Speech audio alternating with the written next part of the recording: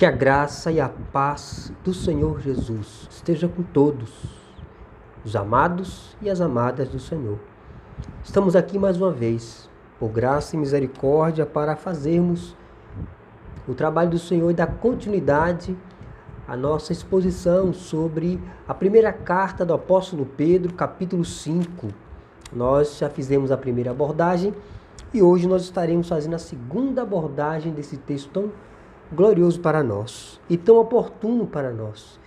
Eu gostaria de ler, nesse momento, o versículo 7 do capítulo 5 de 1 Pedro. Diz assim a palavra de Deus: lançando sobre ele toda a vossa ansiedade, porque ele tem cuidado de vós. A natureza das provações. A epístola do apóstolo Pedro foi escrita aos cristãos da dispersão, da diáspora, a grande dispersão que aconteceu naquela época por conta do Império Romano. Então o apóstolo Pedro está escrevendo aos cristãos da diáspora. E a natureza das provações é o tema que nós estamos trabalhando nessa carta. Então nós vimos no primeiro momento que a natureza das provações consiste, em primeiro lugar, a exaltação advinda do abatimento, a exaltação advinda da humilhação. Nós dissemos que o caminho para que o servo de Deus seja exaltado é o caminho da humilhação, que na contabilidade de Deus é preciso perder para ganhar. Nós falamos de Jó, né? Os heróis da fé, os antigos heróis da fé, né? Como grandes exemplos que obtiveram bom testemunho da sua fé. Então, a nossa fé ela é provada. E mais provada ainda quando passamos por agruras, sofrimentos.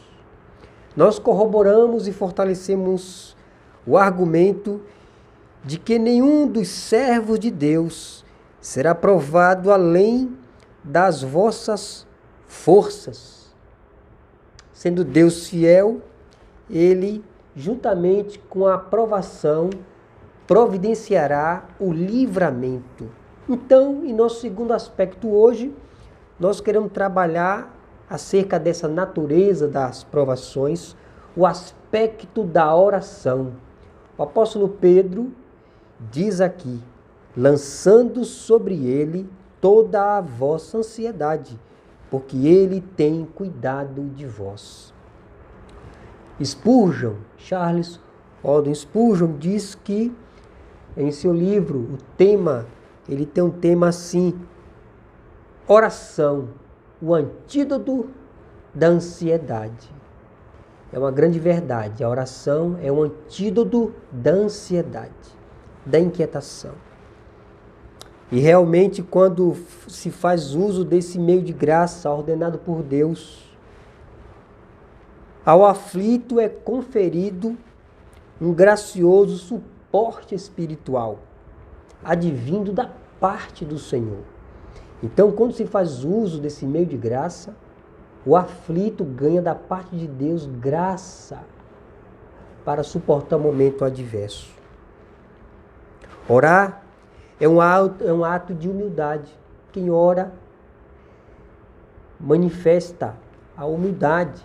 É bem verdade que Jesus conta uma parábola do fariseu e do publicano, mas naquele contexto o fariseu batia no peito com arrogância, dizendo que não era como os demais homens.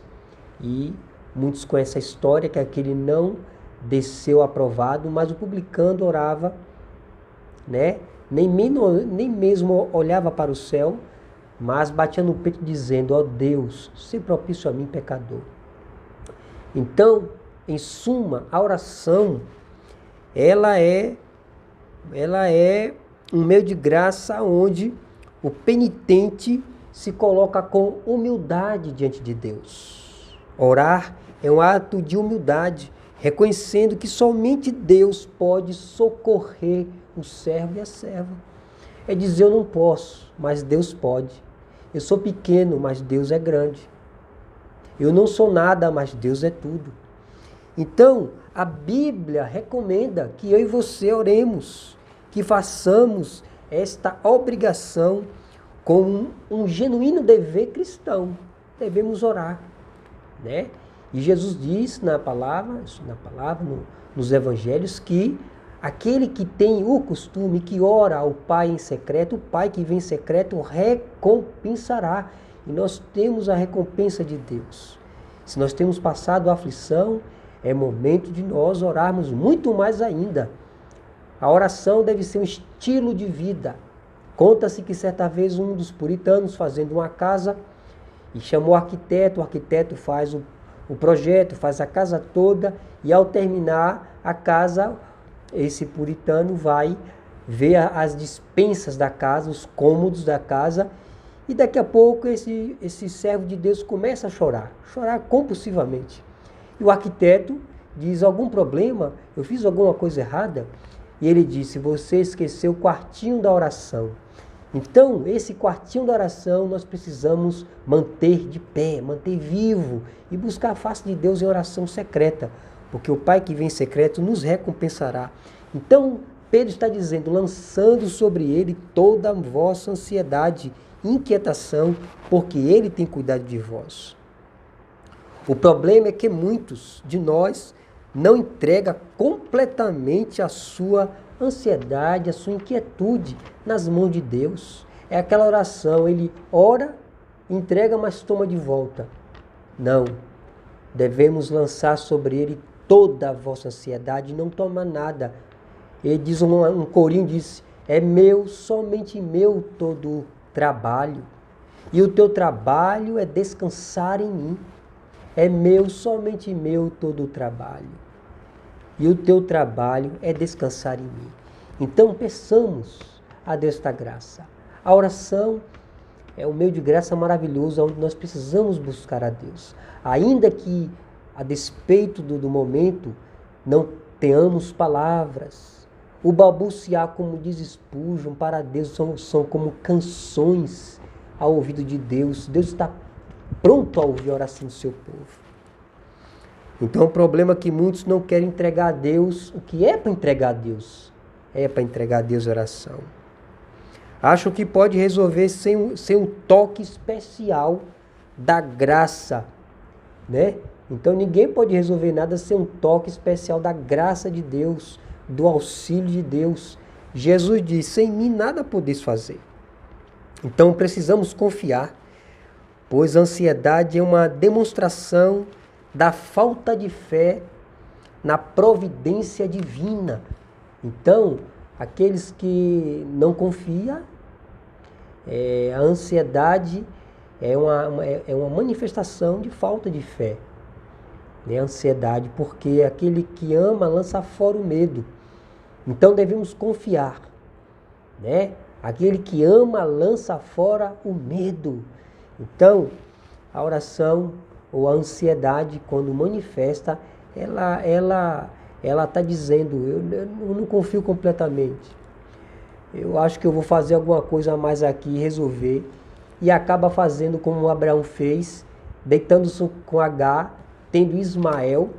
E o filho da promessa não foi Ismael, foi o filho da Sara. Então, há um problema. Abraão não esperou em Deus. Abraão não confiou ali naquele momento. Ele atendeu o pedido da sua serva, ou da sua mulher Sara. Deita-te com a minha serva, com a escrava Agar, e me dá filhos. Então, houve um descréscimo, né, na palavra, na promessa de Deus. Então, a ansiedade, ela, como disse aqui, ela é uma demonstração de falta de fé no Deus da providência. Então, não tenhamos isso. Confiemos. Abraão, Sara terá um filho, e o filho que vai sair dela é o filho da promessa, né? E serão abençoadas todas as nações da terra. O apóstolo diz, por que devemos lançar a Deus toda a vossa ansiedade, toda e qualquer petição, porque Ele tem cuidado de vós. Ouça aqui, veja bem por que devemos lançar a Deus as nossas orações, porque devemos orar a Deus, colocando, derramando a nossa alma, como Ana derramou a sua alma, porque Deus tem cuidado de nós. Esse cuidado paternal de Deus é toda forma de providência divina. O cuidado paternal de Deus aos seus filhos, quando estão orando, é manifesto toda a providência divina. Então, Deus cuida de nós quando manifesta toda a providência divina, todo o livramento, né? Por isso, não há razão da injusta desconfiança dos cuidados do Deus do pacto. Então, não há desconfiança. Não pode haver desconfiança, né? Do cuidado do Deus do pacto. Pedro diz: Ele tem cuidado de vós. Deus tem cuidado de mim e de você. Deus tem cuidado do seu povo. A palavra de Deus fala que Ele dá o pão aos seus amados e quando estes dormem. Enquanto estamos dormindo, Deus está providenciando o pão, o livramento, a providência diária. Ele tem cuidado de vós.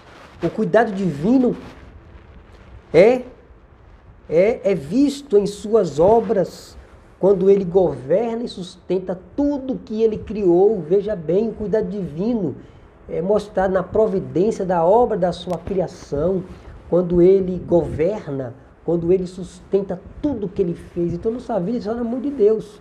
A sua está na mão do Senhor. O Senhor ouve o clamor de todo o aflito, porque Ele cuida de nós. Deus ouve o clamor do aflito. Então, oremos a Deus. Façamos da oração um estilo de vida precioso. Se desprenda de si mesmo e se agarre em Deus pela oração. Então, se desprenda em Deus. Solta o cabo da nau. Toma os remos na mão e navega com fé em Jesus. Eu quero fazer aqui algumas considerações finais. Primeiro, a ansiedade é algo que tem sua origem na queda do homem, é lá em Adão. Portanto, algo espiritual, ansiedade, né? Porque é pecado, que se resolve com a súplica e ações de graça. Então, em primeiro lugar, a ansiedade é algo que tem decorrência do pecado. A ansiedade, né? Não andeis ansioso por coisa alguma, né? Jesus fala, né? Então, a ansiedade é algo que precisa ser tratado espiritualmente, em oração. Depositar, porque Deus tem cuidado de vós. Segundo, quem ora confia no Deus da providência. Davi disse: fui moço e agora sou velho, mas nunca vi um justo desamparado e a sua descendência mendigar o pão. Então quem ora manifesta a confiança em Deus. Então oremos. Deus, o seu Pai que te vê em secreto te recompensará. Em terceiro lugar, colocar em prática a palavra de Deus garante a estabilidade espiritual. Então, quando colocamos em prática a palavra de Deus, isso nos dá a graça de ter uma estabilidade espiritual. Isso é importante no meio das provações. Então, esse exercício, né, ele que deve ser feito diariamente, né? Deve ser feito diariamente, sendo auxiliado pelo Espírito Santo. Porque nós não sabemos orar como convém, mas Jesus, o Espírito Santo, peneira a nossa oração e chega diante de Deus. Então, o Espírito Santo nos dá a direção diante de Deus para orarmos. Eu quero concluir dizendo: observai as aves do céu, não semeiam, não colhem, nem ajuntam em celeiros, contudo o vosso Pai Celeste as sustenta. Porventura, não valeis vós muito mais do que as aves? Buscai, pois, antes, em primeiro lugar, o reino de Deus e a sua justiça. O Senhor Jesus disse isso. Não andeis ansiosos por coisa alguma. Antes, buscai em primeiro lugar o reino de Deus. Se Deus cuida dos passarinhos, como é que Ele não vai cuidar da coroa da sua criação? Você é coroa da criação de Deus. Nós somos coroa da criação de Deus. Então, em vez de estar ansioso, vamos esperar no Senhor em oração e trabalhar para Ele.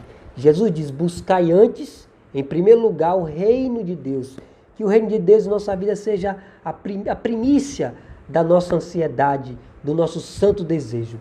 Que Deus te abençoe e que oremos mais, em nome de Jesus. Amém.